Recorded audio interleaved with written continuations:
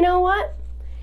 I pride myself on being real with my videos. So hi, I'm Angela Spagnolo, and this is another video from Creating the Mind Now for you.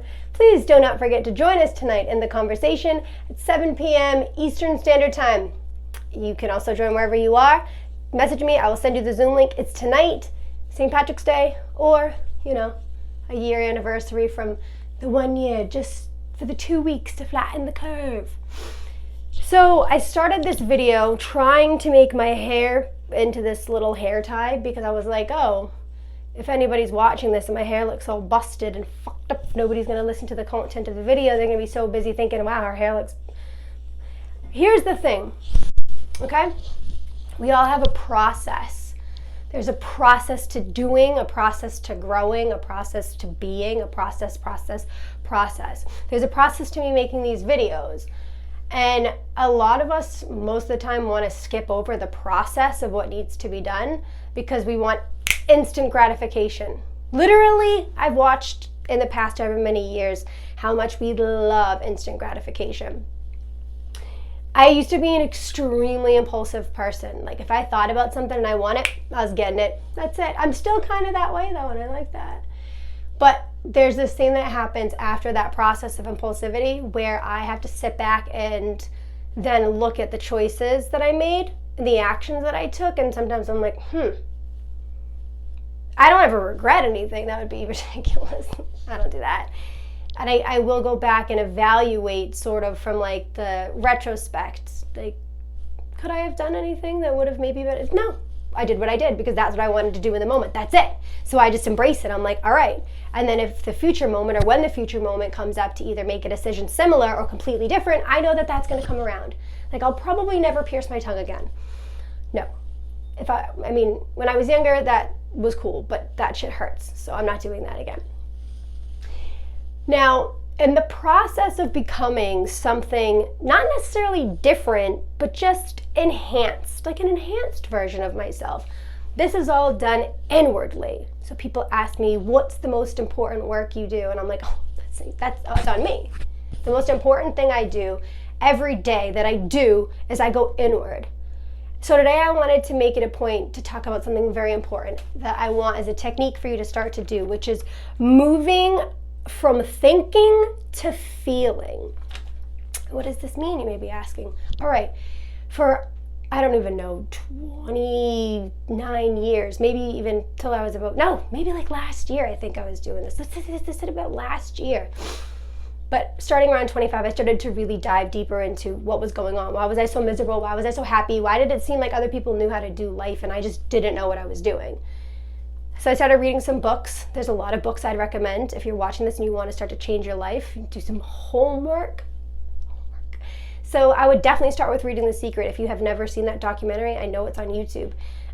Jon Kabat-Zinn, Wherever You Go, There You Are, was completely eye-opening for me. It literally changed my perspective on so many things.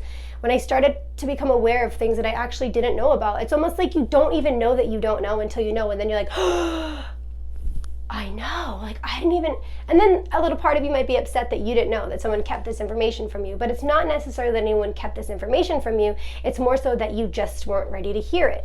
Because I know this video will hit a few people and some people won't ever hear it because they're so busy with the conversation inside of their head that they're not actually listening to understand.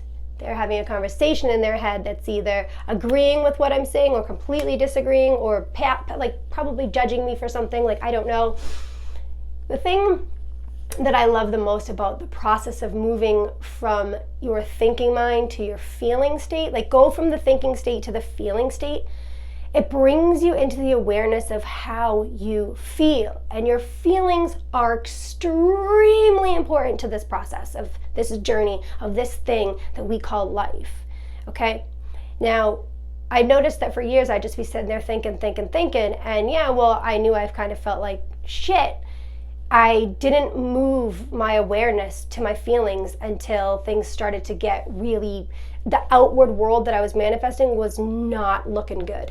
Again, that was perspective. I could have changed the way that I was seeing the way the outward world was manifesting, but the reason why it was manifesting the way that it was with lots of fights or excessive drinking and just emotional beat downs I would do for myself. That's how the outside world was coming back for me to show me that. I wasn't focused on my feelings. I just would think about how everything sucked. I would think about how I hated my shitty job. I would think about how I was stuck inside all the time in the cold. I would think, but I wasn't paying attention to that feeling place from where those thoughts were going and what they were generating. And now you may not know this, and if you do, that's awesome. Everyone's on a different journey, and these videos will hit some people some way and they will touch people in another. But you are energy, and your feelings and your emotions are energy in motion. So if you're sitting around thinking so much and not paying attention to how you're feeling, then you could be manifesting on your vibrational level things that you say, oh, I didn't want that, but that's the energy that you were giving off. So like energy attracts like energy. So you're going to attract what you feel like the most often. So again, this is a process. This isn't something that's going to change for you. Or it could. I'm not taking it out of the realm of possibilities. But the likelihood of all of everything that you're trying to get to, or if you're trying to change some things, it's going to be a process. But it's in that process that what it is that you actually desire and want is where it's achieved. It's not like you just become something. You don't stand at the top of the steps and then just you're at the bottom. It's not how, like, you just don't. You have to take one step. Yes, there's the gray area of jumping a couple steps, but in the metaphorical state, when you take your steps to go down the stairs, all right, we're taking them one at a time. And here's the thing, is most people want to know what's all the way at the bottom or all the way at the top when it's actually the process of the steps. So each step is only given to you for the next move. So the staircase hasn't been built. It's just the step. And then you have the faith that with the next step that you take, that stair is going to be there. And then that next step you take, the stair will be there. And that's it. All you have to worry about is making it to the next step. And each step will open up a whole new realm of possibilities for you. Because just because you think something going one way, and it might not go that way.